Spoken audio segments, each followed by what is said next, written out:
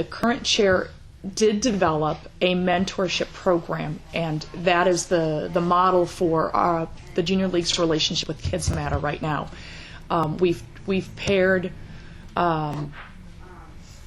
members of the Junior League with some children that Sue selected. I'm not sure what her criteria was, but she provided the foster kids that are on the verge of aging out, and we've provided access to our members to different areas of different professional areas so that they can at least see what's all out there. I mean, maybe you know vaguely that you're interested in law, but maybe unless you go into a law office, you don't know that you could be not only a lawyer, but a paralegal or a legal secretary or a librarian or a technology expert, or just to give them a closer look at there are many overall different roles, and I wasn't even aware of all those different roles, and so just to provide an access. And then many of these kids haven't had business relationships role modeled for them. They're not familiar with how to follow up with phone calls and how to be tenacious about, they didn't answer my letter. How do I get them to notice that letter?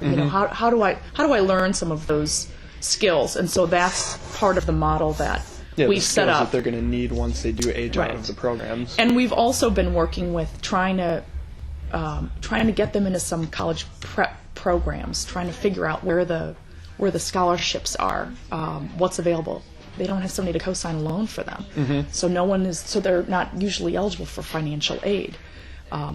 Where are the scholarships? How do we get that? So that's a part of that mentorship program as well.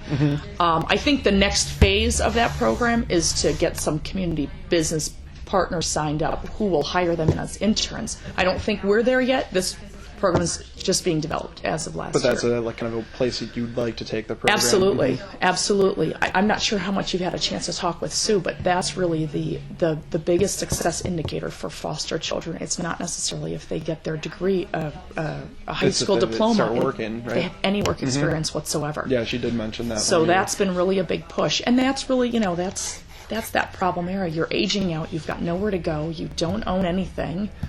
What do you do with your life? You're not eligible for financial aid. What are your options? Yeah, and how do we get some good options out there for them? And there's always the problem of if you don't, the first job, you don't have any work experience, and that's usually what stops people, don't want to hire someone with no experience. But if it's your first job, it's always exactly. the problem. And if you don't have a parent or somebody else who's got a connection to help fight for you, how do you learn? Or get you on the in with somebody. Yep. That it's okay to do that, and how do you learn the skills to do it on your own?